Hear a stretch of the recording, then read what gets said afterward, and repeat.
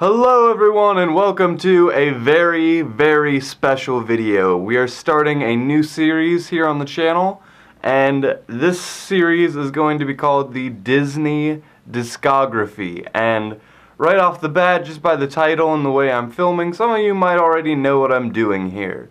But for those who don't have a clue what I'm doing here, basically, I, do a couple series such as All the Oscars, my series where I review Alfred Hitchcock movies, and this is going to be a very similar format to that. The Disney Discography is going to be me and my girlfriend, who I'm also watching these movies with, sitting down and watching every classic Disney movie, and I'm trying to only count, the movies that are within the main Disney lineage, part of Walt Disney made those films.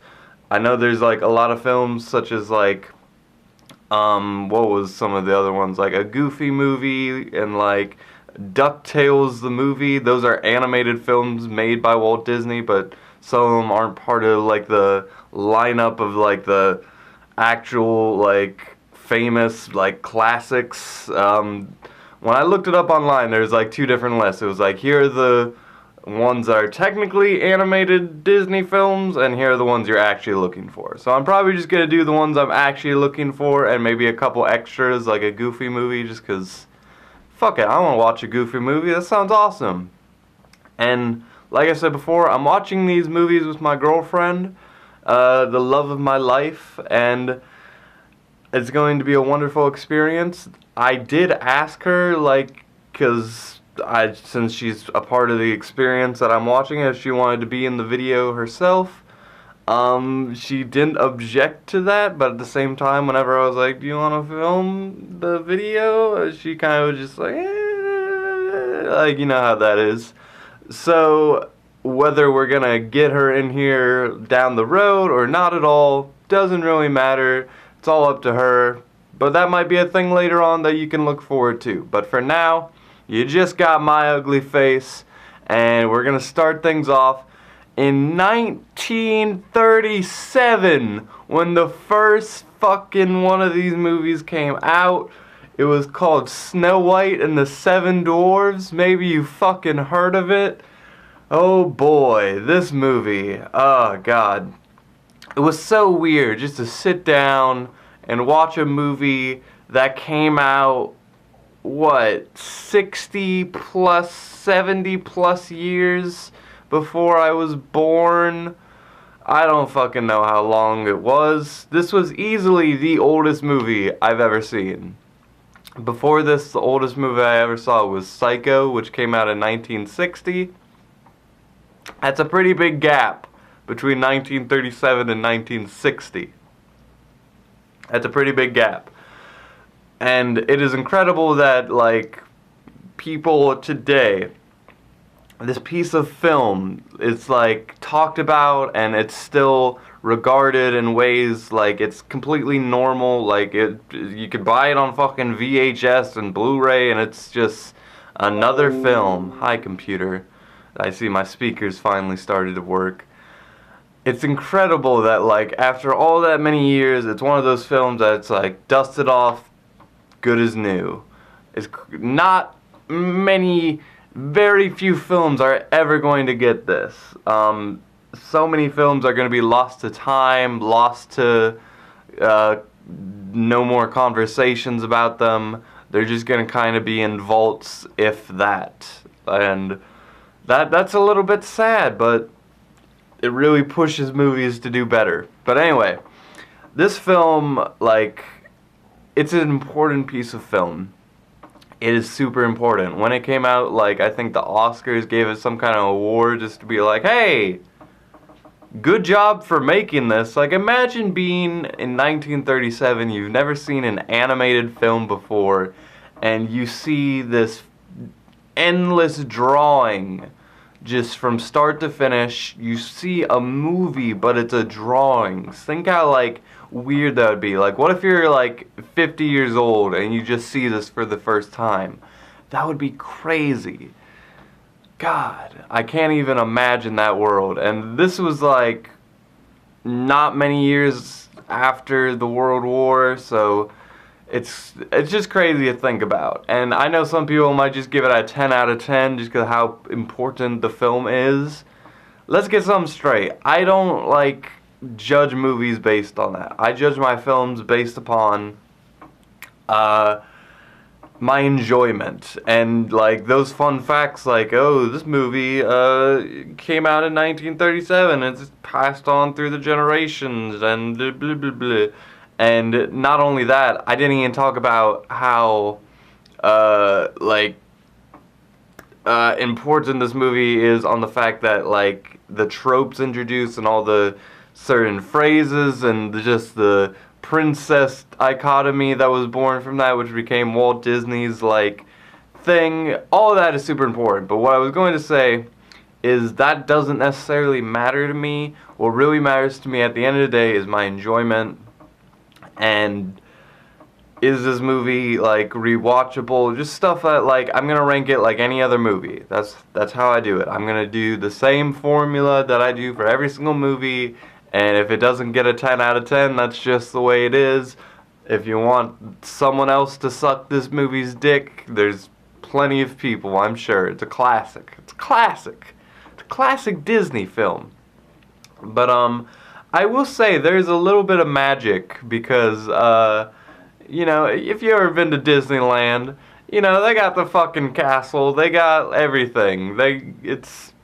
And you know, the castle at the end of the film was like kind of blurred out, so it was like, oh, it kind of like leaves that little bit of magic.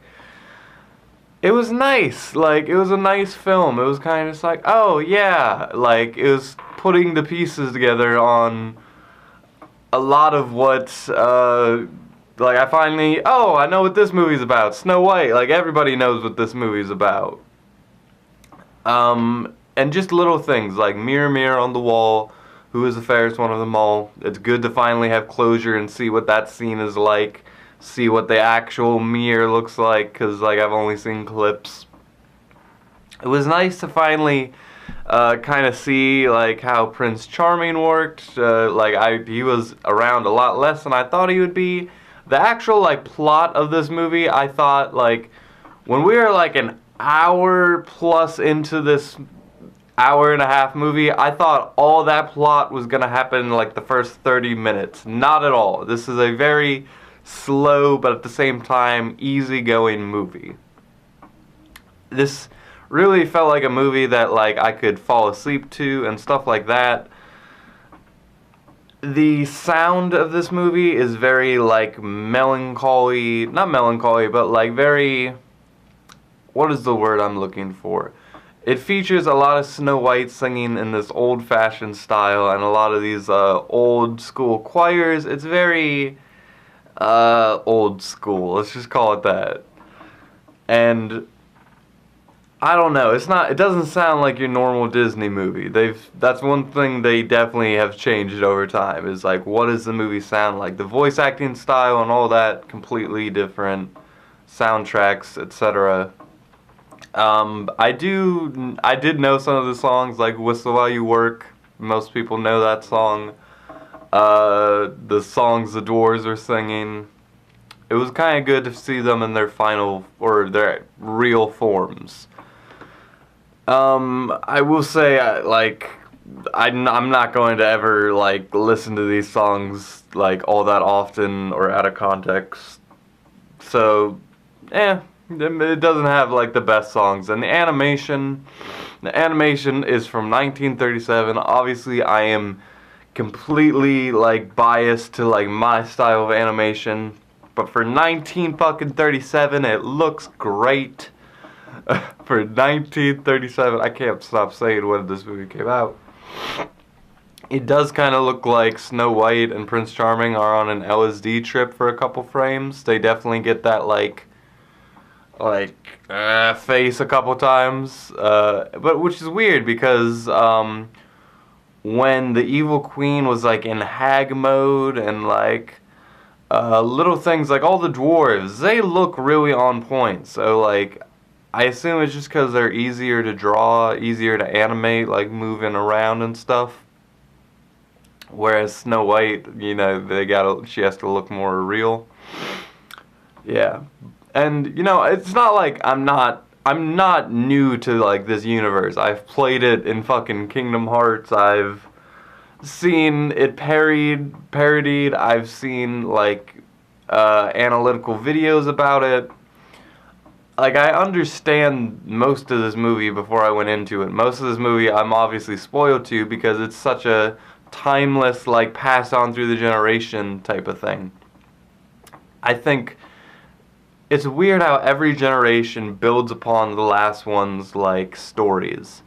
And this is a story that's obviously been built upon to the point it's been parodied, it's been, what is the word, where they, what is it called when they, like, reinvent it in a completely new way, when they cabin in the woods it, they've done that a million times, they've discussed this, they've made Frozen, which is like a whole deconstruction, that's the word I'm looking for.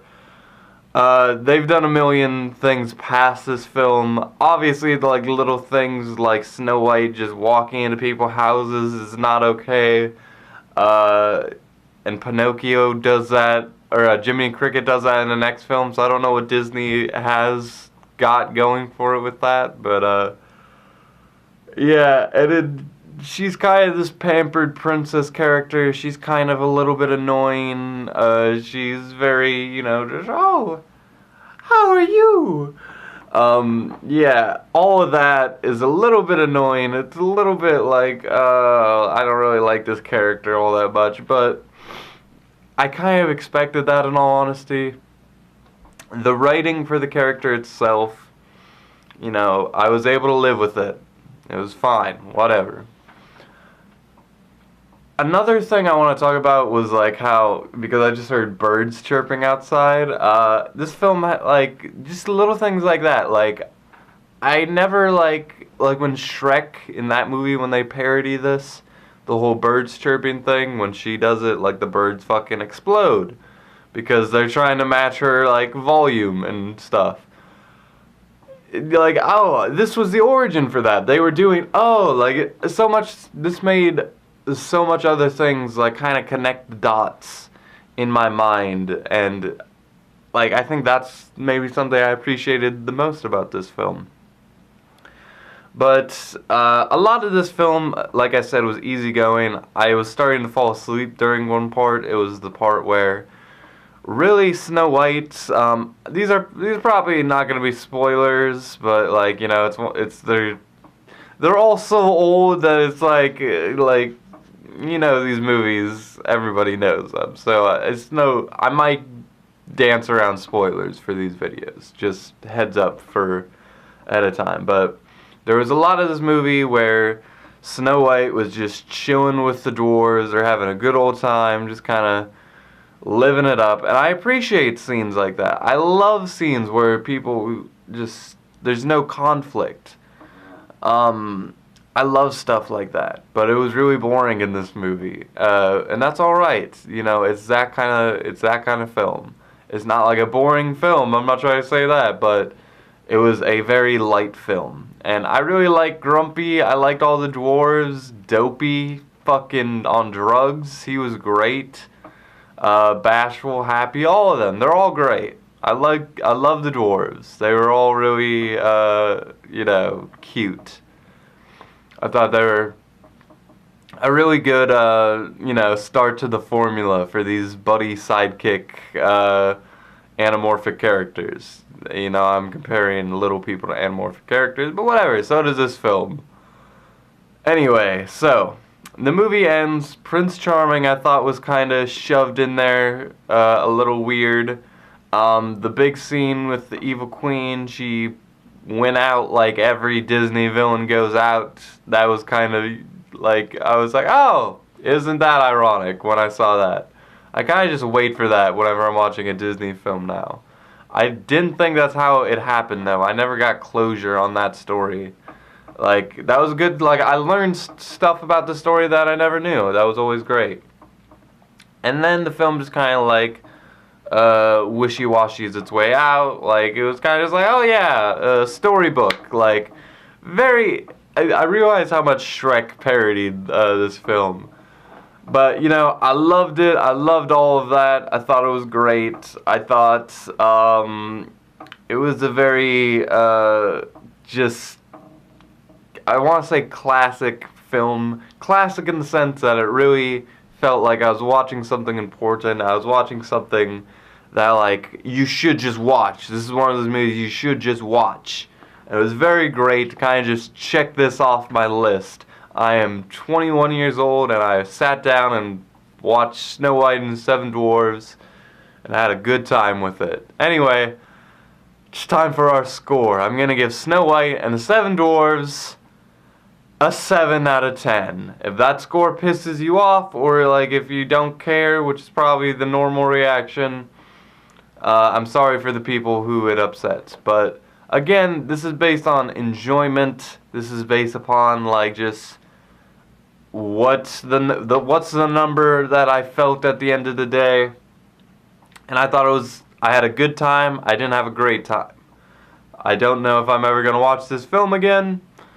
So that's where I'm kind of standing at the end of the day. But anyway, that was Chapter 1 in our probably 50 plus movie saga of, yeah, it's definitely over 50, of the Disney discography. I am so excited. I'll see you guys along the way. I love yous. And until then, with that, I leave you.